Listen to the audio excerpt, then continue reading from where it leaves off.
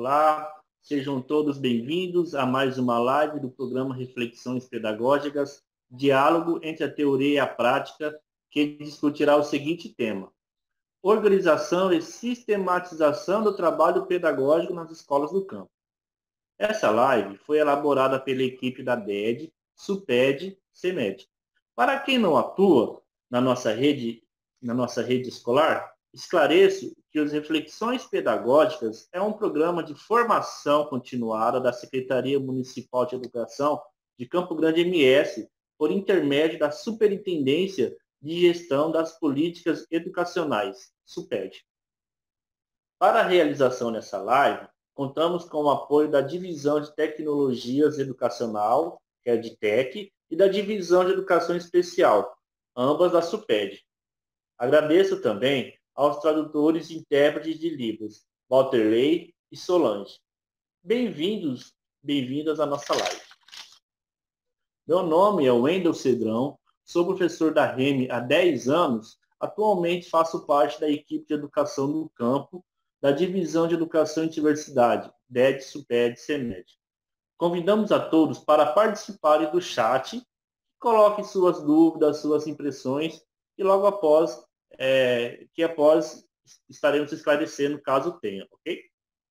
Na live de hoje, abordaremos o seguinte tema: organização e sistematização do trabalho pedagógico nas escolas do campo, com o objetivo de propor o diálogo sobre a organização do trabalho pedagógico das escolas do campus na atual conjuntura. E também terá os seguintes subtemas: 1. A educação do campo e o trabalho remoto, a educação do campo e o trabalho pedagógico, e contextualizando as práticas educacionais. Assim, convidamos o nosso primeiro palestrante de hoje, o professor Carlos Porto, formador, ocupando o cargo na Secretaria de Modalidades Especializadas, que é o Campo, Cidade, EJA, Ética Racial e Inclusão, e técnico da modalidade de Educação do Campo. Possui especialização em Educação do Campo pela UFMS e frequentou o curso de graduação de Linguagens Códigos da UFMS, Sistema de Alternância. Seja bem-vindo, professor Carlos. Prazer em recebê-lo aqui na nossa live. Obrigado, professor Wendel. Obrigado a todos que fazem parte desse conjunto.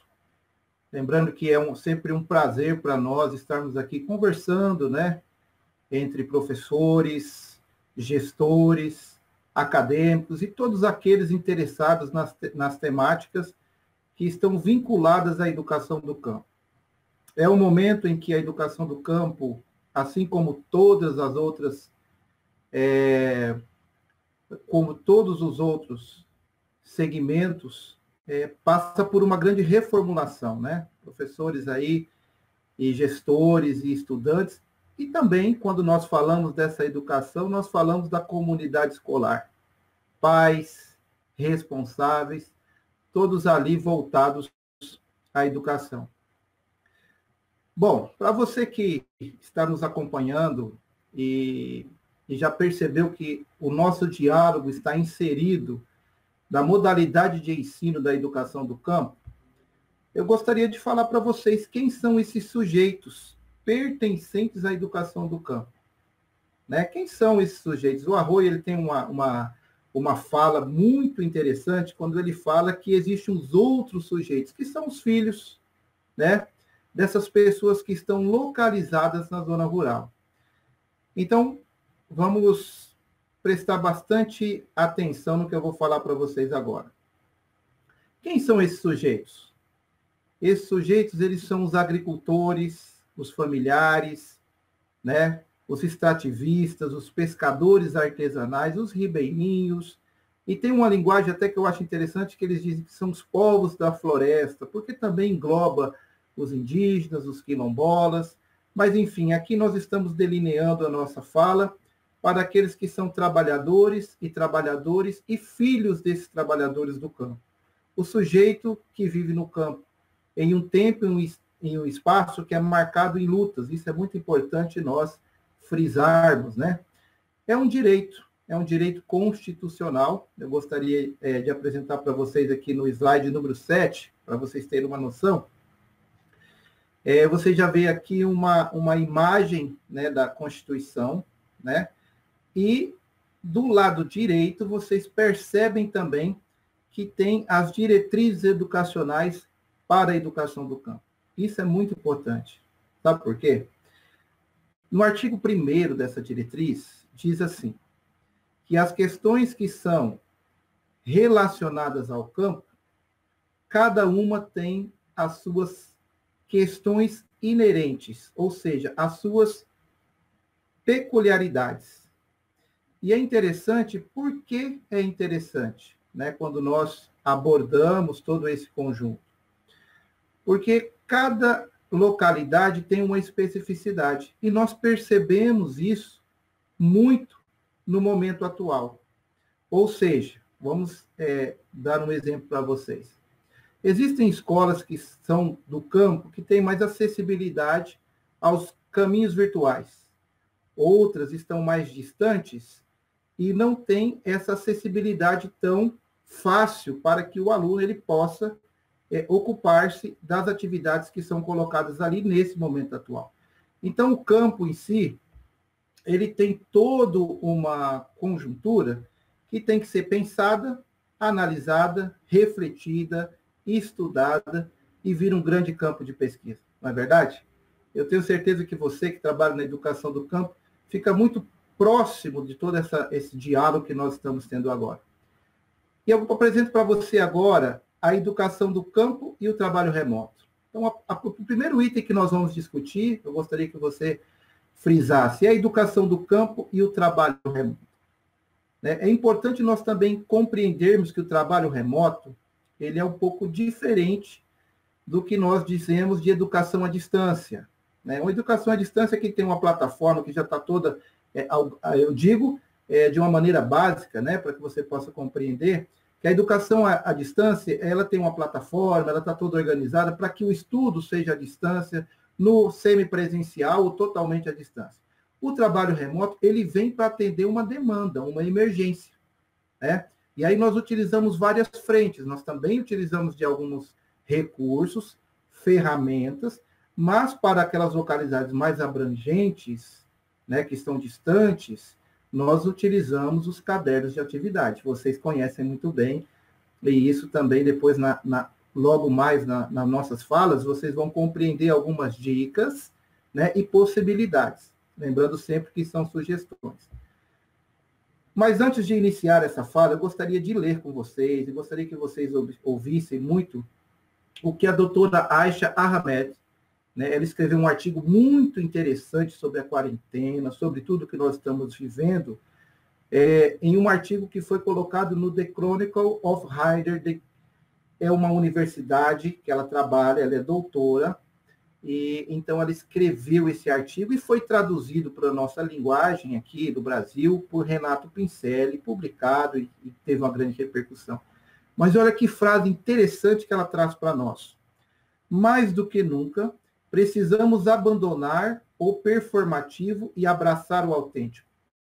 Modificar nossas exigências mentais exige humildade, paciência, mantenha o foco nessa mudança interna. Então, de uma maneira muito especial, não somente nós, mas todo o mundo hoje, passa por uma mudança que alguns chamam de novo normal, do novo, enfim, todos nós estamos, em algum momento, crescendo com isso tudo. A mesma doutora Aisha, ela no final do seu artigo diz que a calamidade, ela se torna uma grande professora. Olha que interessante. E é a partir dessa linha que nós vamos conversar um pouquinho, porque essa mudança ela foi sentida principalmente pelos gestores, pela equipe pedagógica, e aqui eu abro um parênteses, né? Quando eu falo equipe pedagógica, eu me remeto ao coordenador, ao supervisor, ao orientador e ao apoio pedagógico. São importantíssimos. Então, nesse slide que vamos apresentar agora já em seguida para vocês já percebam que tem algumas alternativas que estão sendo muito utilizadas hoje. Deixa eu só voltar aqui um pouquinho Eu deixar nessa imagem aqui, onde está a imagem do WhatsApp, o Facebook, o Instagram, o YouTube e o caderno de atividades. Esse vocês conhecem, porque ele é desenvolvido pela secretaria, mas também os professores colocam atividades complementares e algumas das nossas escolas, e aqui eu agradeço a cada um de vocês, têm contribuído para levar nesse caderno uns conteúdos que são direcionados aos nossos estudantes. Para você também que está nos acompanhando, nós temos hoje no município de Campo Grande 8 escolas e 4 extensões. Nós atendemos 2.180 alunos e temos nesse corpo, aqui eu vou dizer somente dos professores, 291 profissionais, que são os professores, mas além deles nós temos os coordenadores, gestores e demais integrantes que fazem parte dessa comunidade escolar. Veja bem, nós temos aqui um ponto interessante de nós conversarmos, e aqui nós vamos falar diretamente sobre a organização pedagógica, né? O que é essa organização pedagógica, então, vendo de uma maneira muito sensata, né, muito sublime, para que você possa caminhar com esses pensamentos e esse diálogo se estender para que nós possamos, então, formarmos e não nos eximirmos dessa responsabilidade de ampliarmos esse diálogo, né? A organização pedagógica do trabalho pedagógico é um elemento relevante e imprescindível, sempre foi. E nesse momento, muito mais, porque ele acontece na coletividade, ou seja, no âmbito da escola. E quando eu falo sobre a comunidade escolar, eu me remeto a todos aqueles que estão envolvidos, as famílias principalmente. Então, o coordenador pedagógico, o gestor, né, da escola, assim como os professores, eles podem contribuir como? Eu sempre acredito, e agora eu apresento para você a visão de Lopes, que eu acho muito interessante, né? Eu vou só passar aqui um slide para vocês, ó, e eu gostaria que vocês acompanhassem essa leitura. Olha que interessante. É a educação que mantém viva a memória de um povo e dá condições para o quê? A sua sobrevivência, para a transformação do mundo natural, social e de si mesmo. Olha a importância da educação. Olha a importância de nós termos ali um trabalho entre todo esse conjunto, né? Entre gestores, entre a equipe pedagógica, os professores, a comunidade escolar e o estudante. Lembrando que o estudante, e aí eu cito aqui um escrito de White, que ela escreve sobre educação, e ela diz que na educação nós desenvolvemos todas as nossas faculdades físicas, mentais, sociais e espirituais. Isso é de grande importância para nós. Muito bem. Então, a escola ela tem uma função social muito importante. Mas já eu falo especialmente com você, diretor, com você, coordenador, professor, estudante e também pais. Perceba, qual é a função social da escola? Acompanha comigo na sequência. Muito bem. Cabe à escola, enquanto função social, assumir uma postura humilde. Isso é importante. A humildade, ela nos coloca para servir todo esse contexto, para servir toda essa situação a qual vivemos. E é muito importante, nesse momento, nós servirmos e mantermos uma postura humilde, ou seja, sustentada nas experiências, porque cada um de nós conhecemos a nossa realidade. Então, nesse momento, esse compor pronto para e dar a atenção significa que a escola, mesmo no tempo em que vivemos, é um espaço acolhedor. E que sempre tem que estar pronta para escutar, para dialogar, para respeitar e estimular. E quando eu falo essas partes, né, eu digo que é toda a comunidade escolar e aqui, nessa modalidade de ensino do campo.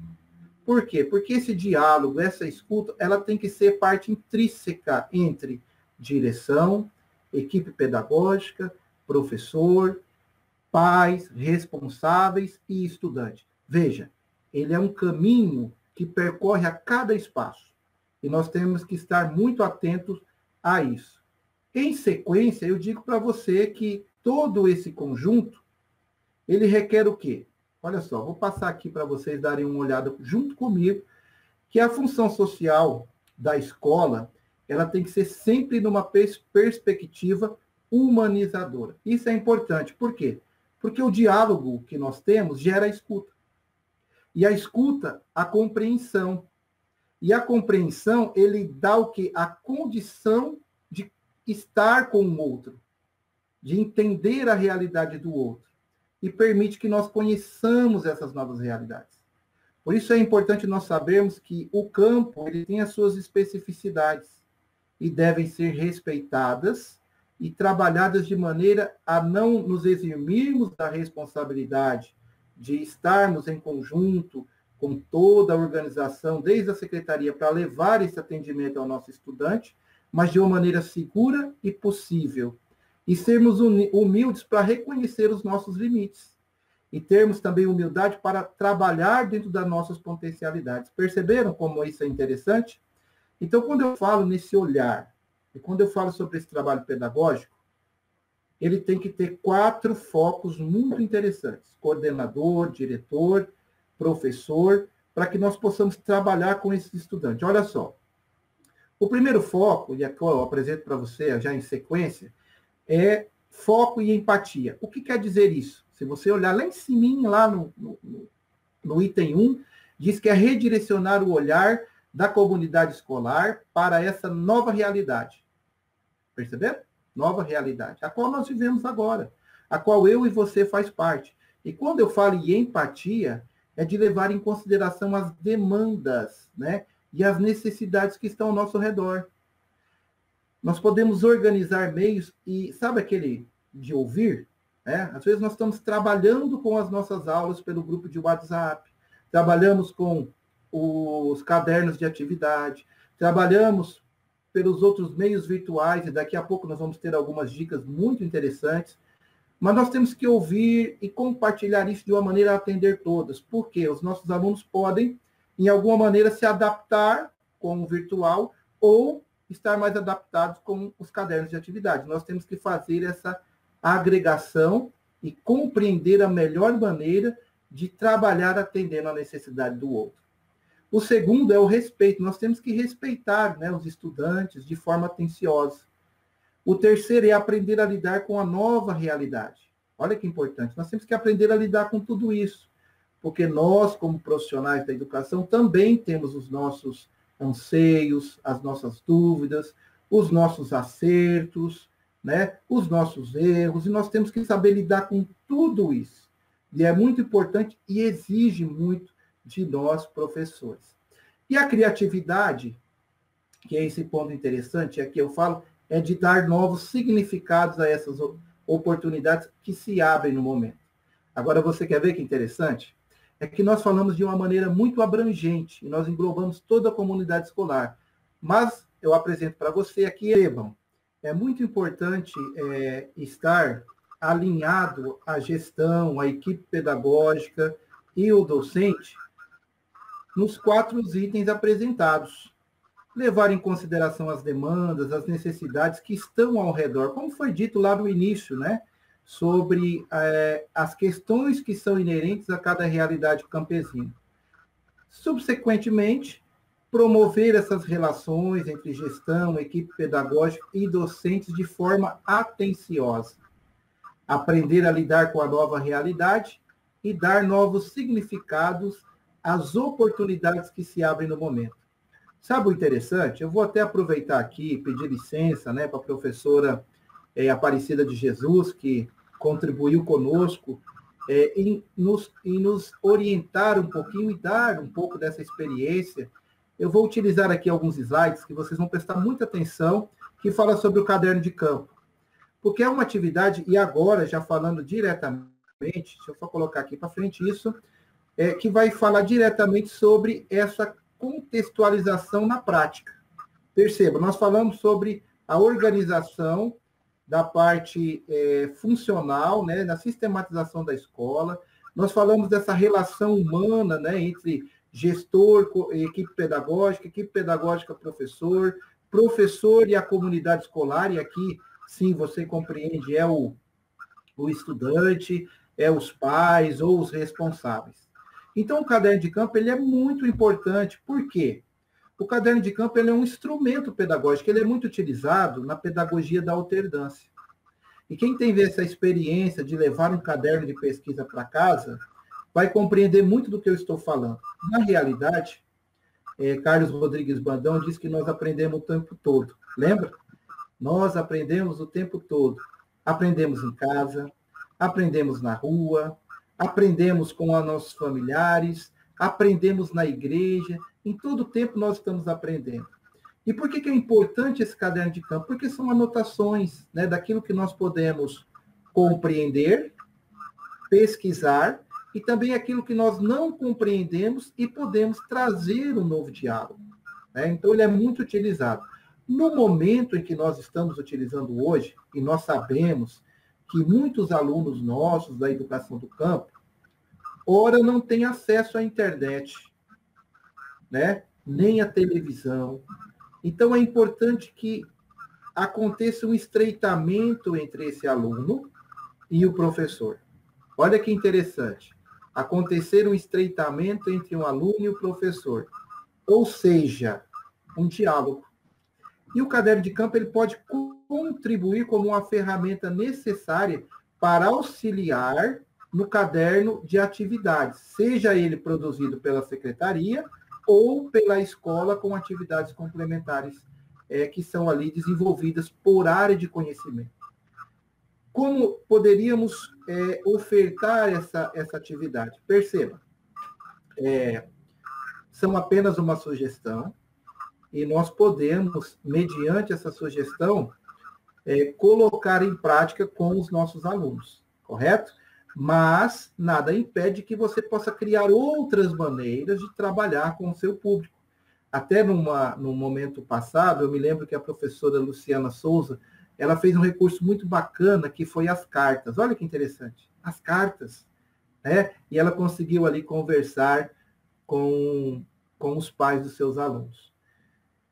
Bom, perceba, no caderno de atividade, ele pode ser um caderno feito pelo professor para o aluno, ou o aluno ter um caderno de anotações. E nós vamos dar a nomenclatura de caderno de campo.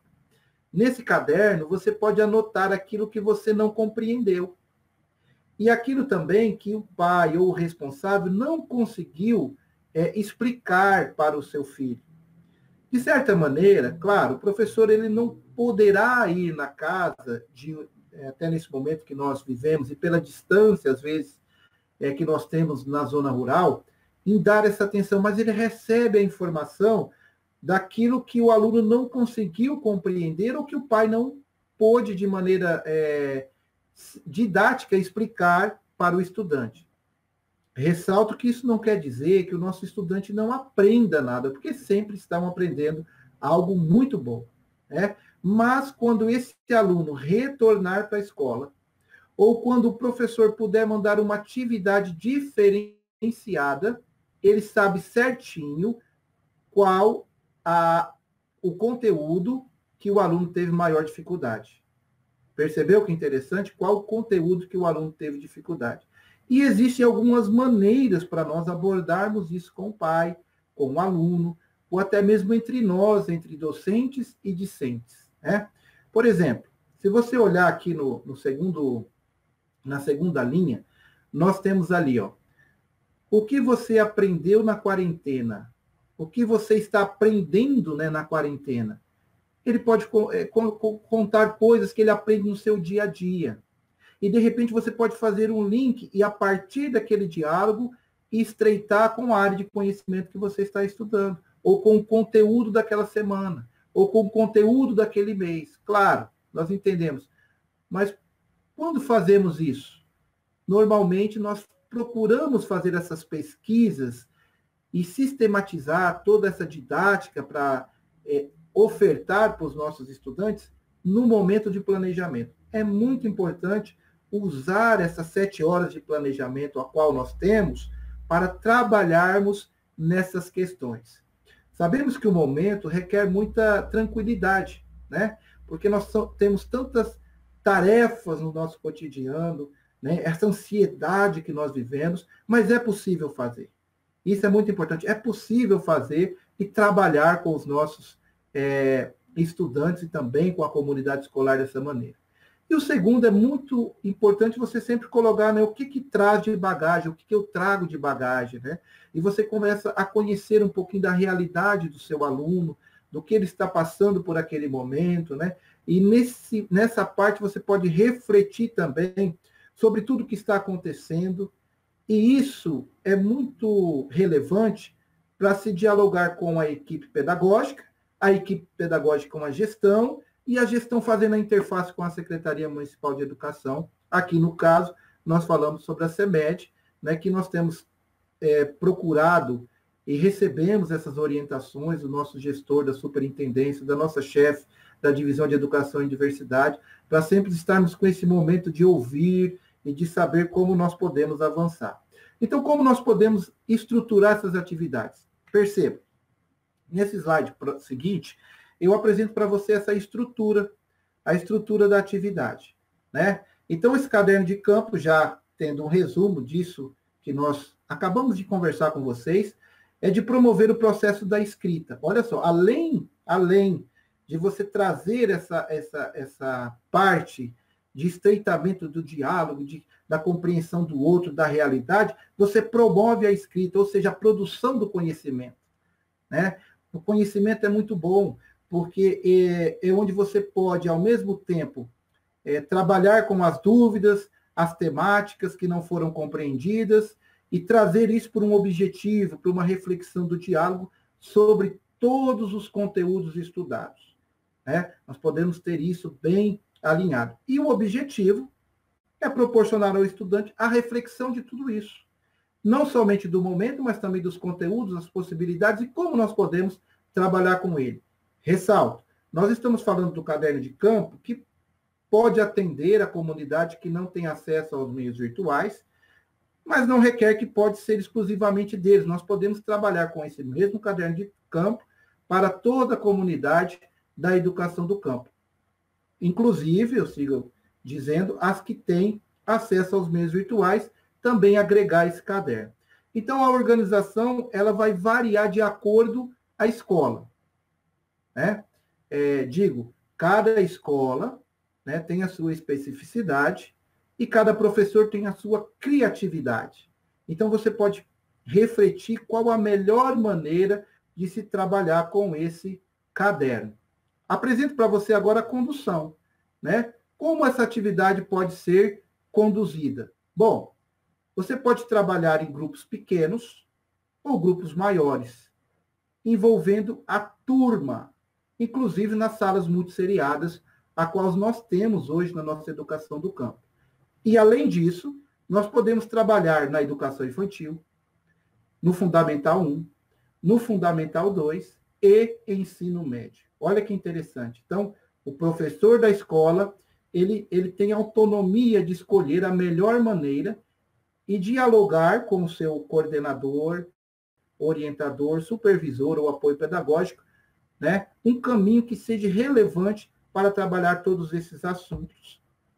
E isso é muito importante, né? Então, como fala final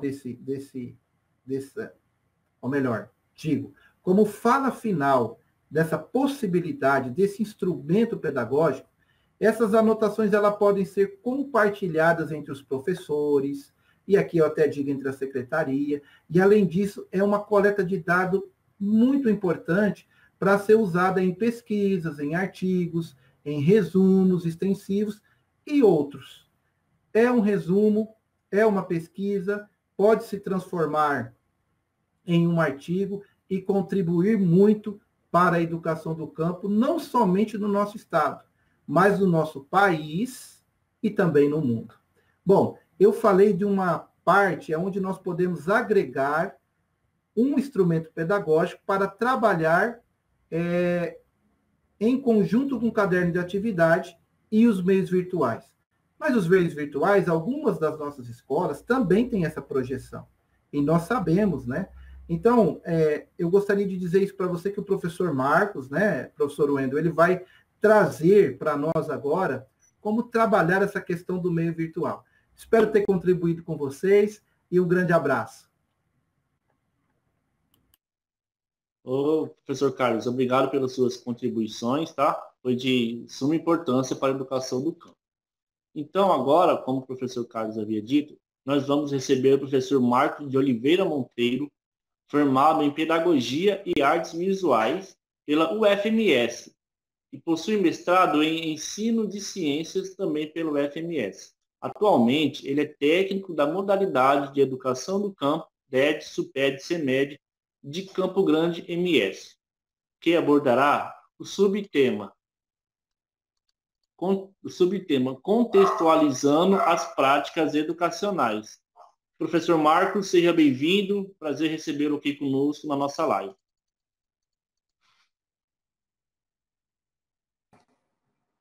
Obrigado, professor Wendel. Vamos apresentar, então, por meio de um passo a passo, dicas de como aperfeiçoar o trabalho remoto utilizando das tecnologias digitais. Atualmente, nós utilizamos Facebook, WhatsApp, Instagram, YouTube e outros, e também o caderno, mas nós podemos melhorar utilizando o Google Sala de Aula, que é um ambiente virtual de aprendizagem. E hoje eu vou passar para vocês dicas de como se utilizar dessa ferramenta. O que é um ambiente virtual de aprendizagem? É uma sala de aula onde nós criamos os nossos espaços virtuais. É onde nós podemos estreitar as nossas relações. E nós temos vários ambientes virtuais. Nós temos o Moodle, nós temos o Teleduc, EPROINFO, e hoje nós vamos utilizar, então, o Google Sala de Aula para aquelas escolas que possuem o mínimo de conectividade digital. Bem, as escolas, então, têm utilizado para o trabalho remoto o Google Meet, o Skype e também Zoom, né? Mas, como eu estava comentando, o interessante é nós estreitarmos e nós darmos um passo adiante, utilizando o Moodle, que é uma ferramenta que a Secretaria Municipal de Educação disponibiliza, e também o Google Sala de Aula, que é muito simples. Basta que nós tenhamos uma conta Google para que nós possamos se utilizar deste ambiente virtual de aprendizagem. Vamos, então, para esse passo a passo, que é muito simples. Bem, o Google Sala de Aula faz parte do Google for Education, uma plataforma do Google que permite, então, professores realizar esses encontros e para que nós possamos dar um passo em relação às aulas à distância. Vamos lá? Como criar uma sala virtual? Muito simples. Basta que nós acessamos o Google e vamos, então, procurar, né? Google Sala de Aula. Nós façamos o nosso login e, como vocês podem perceber, no canto superior direito, no slide anterior, nós vamos observar o nosso log, ou seja, o nosso nome, e do lado nós vamos ter o ícone do Google Apps. No Google Apps, nós vamos procurar a ferramenta Google Sala de Aula. Isso quando nós estamos utilizando um notebook. No celular é mais simples ainda. No Android, basta que nós procuramos, então, no Play Store, Google Sala de Aula. E também no iPhone ou iPad, nós podemos procurar no aplicativo Apple Store Google Sala de Aula. Muito simples, não? Basta, então, que nós acessamos essa plataforma e pronto. Nós vamos poder criar o nosso ambiente virtual. Como vocês podem observar, nesta minha sala, disponho, então, de vários cursos que eu participei e cursos que eu criei. Atualmente, o Google Sala de Aula exige que nós tenhamos um espaço de trabalho. O Google Workspace, que é um serviço do Google que oferece versões de vários produtos Google, que podem ser personalizados e que pode, então, ter um domínio específico do cliente. Ou seja, o nome do cliente irá aparecer, então, no endereço URL da plataforma. E isso pode ser pago ou pode ser free. No nosso caso, nós estaremos mostrando nesse tutorial de como vamos criar uma sala de aula num espaço livre. Tudo bem? Então, vamos lá. Bem, então, nós acessamos o Google, procuramos Google Sala de Aula, logo após logarmos. E como nós podemos observar nesse slide, no canto superior direito, nós vamos encontrar um mais. Esse ícone apresenta duas formas de acesso. Participar. Participar da turma ou criar uma turma.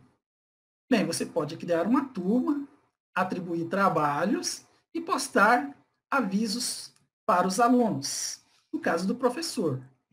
E no caso do aluno, irá participar da turma por meio de um código. Qualquer pessoa com mais de 13 anos pode criar uma turma usando uma conta do Google pessoal. Vamos lá? Continuando. Logo após, então, como nós dissemos, vai exigir que nós tenhamos uma conta Google Workspace, ou seja, um espaço de trabalho. Basta, então, que nós aceitemos criar esse espaço e pronto. Próximo slide. Vai aparecer, então, as configurações para nós criarmos a nossa turma, ou seja, criarmos o nosso espaço virtual, onde nós vamos inserir alunos, onde nós vamos inserir professores, tá? E nós temos aí, então, essas configurações, esses espaços de preenchimento, com o nome do curso, a sessão, o assunto e o tipo de sala. Basta, então, que nós cliquemos no botão criar. Ok? Para o próximo. Pronto. Nós agora já estamos com o nosso espaço de trabalho. Como vocês podem observar, existe um código, tá? Esse código está em destaque aí no nosso slide. Por meio desse código, nós vamos inserir os nossos alunos. Basta, então, que nós convidemos os alunos, né, por meio de outras plataformas, por meio do WhatsApp, por meio do Skype, por meio do Meet, que nós disponibilizemos esse código para que o aluno possa acessar o nosso espaço de trabalho. Continuamos. Bem, esse é o layout da nossa plataforma. Nós temos o mural, atividades, nós temos pessoas e outras configurações. Essas são as mais importantes. O mural irá apresentar todas as atividades ou avisos que o professor irá configurar na sua plataforma. Bem, em atividades, nós vamos, então, estar apresentando aos alunos aquilo que nós planejamos para o nosso espaço, ou seja, aquilo que nós objetivamos para o nosso espaço, para o nosso encontro virtual. Então, vamos clicar em atividade. Pronto. Nesse layout, vai apresentar um painel de atividades do Google Sala de Aula. Neste local, nós vamos disponibilizar as atividades importantes que os alunos irão fazer, né, para que nós possamos acessar esse espaço virtual.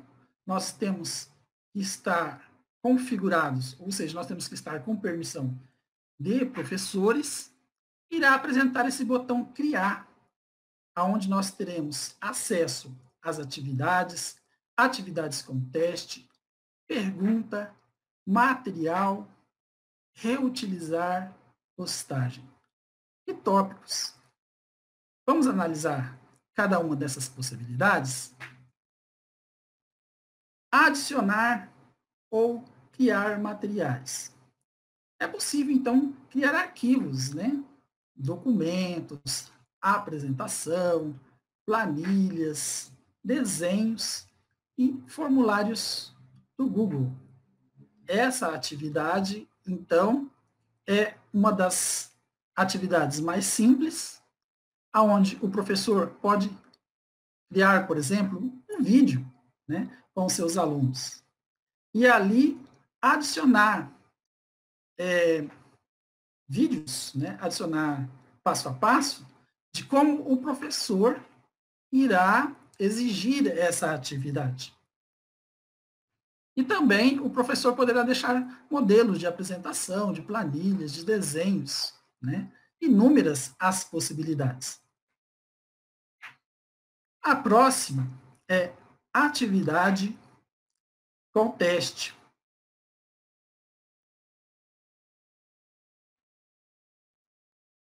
Essa atividade com teste, o Google irá apresentar um formulário, ou seja, ele já deixa disponível um formulário aonde o professor poderá configurar diferentes tipos de teste ou avaliação. E o próximo, uma pergunta simples. Então, o professor, nesse espaço, ele irá adicionar uma atividade de pergunta, também as descrições e também, abaixo, ele pode anexar arquivos ou solicitar anexo de arquivos para os seus alunos. O interessante também é que o professor poderá programar datas de entrega, pontuação.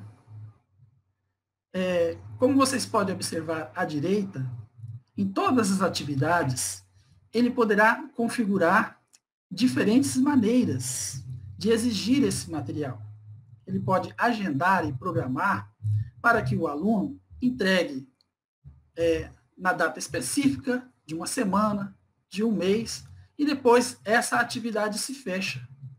E o aluno não poderá mais acessar. Seguindo,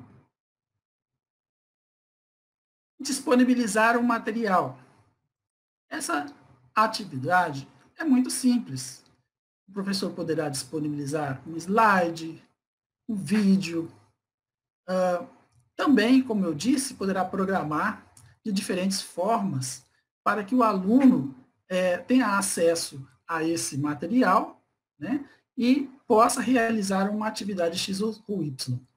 Lembrando que todas essas atividades, todos esses materiais, poderão ser visualizados pelo mural.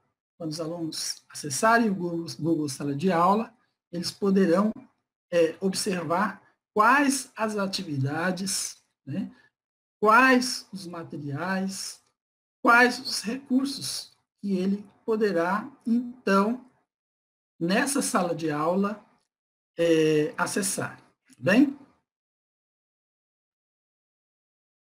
O próximo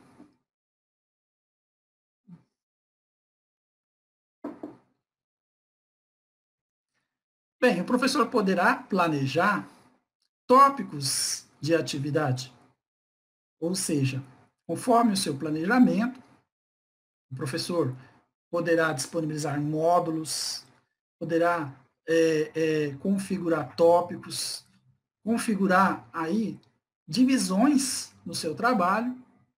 Por exemplo, o professor de biologia vai trabalhar o tópico 1, o professor de história o tópico 2, e assim, conforme o seu planejamento, ele irá organizar a sua sala de aula virtual de uma maneira que seja compreensível e que também ele pode estar programando esse tópico para que ele possa ser aberto em determinadas datas, conforme a agenda, conforme as configurações de seu planejamento.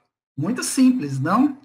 Então, o Google Sala de Aula é uma possibilidade incrível para que o professor ele possa, de certa forma, alavancar do trabalho remoto em direção a uma educação à distância que seja de qualidade. Bem, ao lado disso, o professor também poderá utilizar-se do Drive, com seus formulários, com seus editores, seja de texto, de apresentação. O professor poderá utilizar o YouTube, entre outras ferramentas. O mais interessante disso tudo é que o professor tenha um planejamento organizado, tá? Para que a aula ela seja parte de um grande corpo.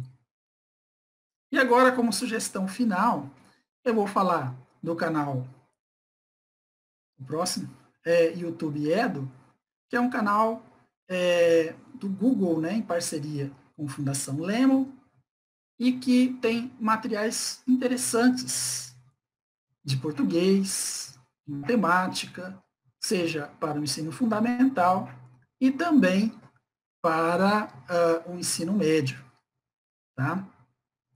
Para vocês acessarem o YouTube Edu, basta que vocês, por meio ali da ferramenta do mecanismo de busca Google, digite YouTube Edu, tá? E vocês estarão acessando esses materiais. Lembrando que nós temos também a TV Remi, que vocês podem estar disponibilizando, né, os vídeos nesse espaço virtual do Google. E nós temos uma ferramenta muito interessante que é o Moodle, que nós não estaremos trabalhando nessa formação, mas em um outro momento, tá? Que existe ali N ferramentas, inúmeras possibilidades do trabalho, seja ele semipresencial ou seja ele totalmente à distância.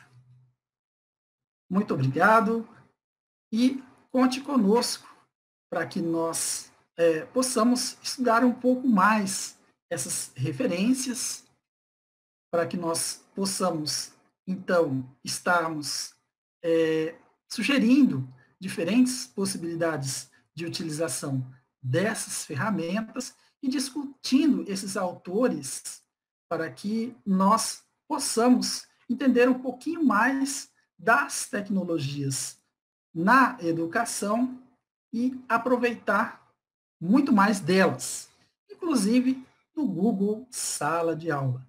Disponha! Muito obrigado, professor Marcos, pela sua excelente fala. Foi de suma importância, bastante clareza. Agradecemos, né, pela sua fala. Agora eu convido o professor Carlos Porto para saber se quer sugerir quer falar sobre algumas considerações finais sobre a formação. Professor Carlos Porto, deseja falar algo? Olá, professor Wendel, né, professor Marcos, um prazer participar dessa formação, né? Eu acredito que a educação do campo, ela vai muito além e nós caminhamos juntos com essa educação, aprendendo sempre. Esse é o grande caminho, é aprender, né? E nós temos aprendido muito nesses momentos o novo para se trabalhar com a educação do campo. E aqui eu consegui ver esses paralelos, professor Marcos, quando eu falava sobre o caderno de campo, né? Muito bem pontuado nos nossos diálogos, e o professor Marcos apresenta também as possibilidades virtuais. É um caminho que nós fazemos, que nós trilhamos, mas é de constante aprendizagem.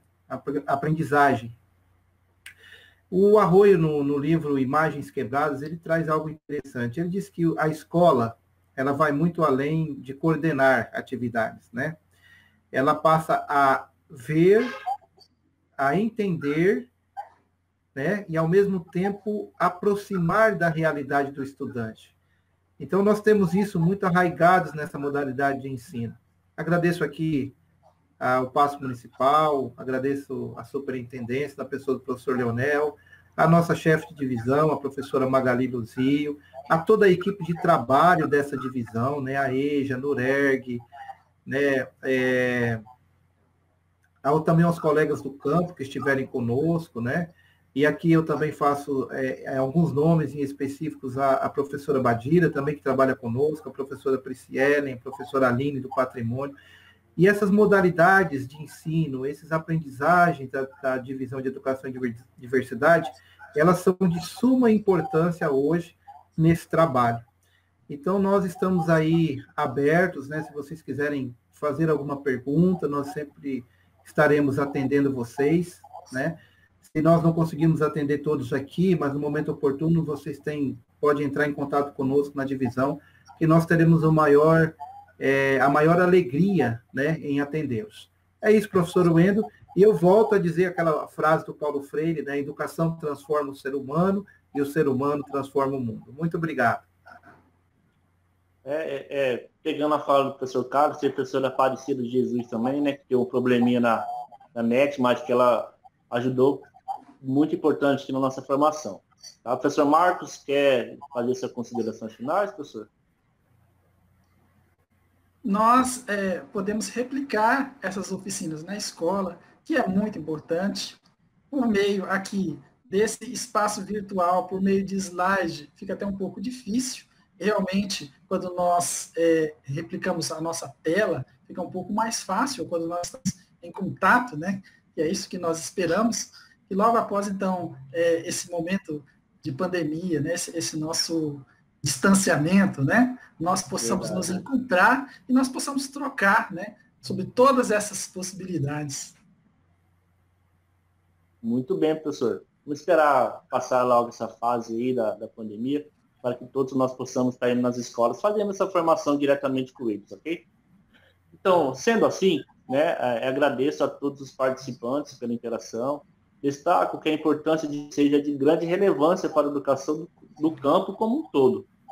E retomando a fala de todos, quero destacar que quando participamos dos eventos voltados à educação do campo, podemos pensar nas políticas públicas, na garantia desses direitos e avançar para novos caminhos de conquista nessa modalidade de ensino. Nos colocamos à disposição para dúvidas e esclarecimentos pelo telefone 2020-3850, que é o telefone lá do nosso setor da BED. Tá? Só pedir para falar com alguém da educação do campo, estaremos lá para atendê-los. E agradeço novamente a participação de todos. Esperamos que essa live seja mais uma contribuição para o conhecimento de todos vocês. Abraços campesinos.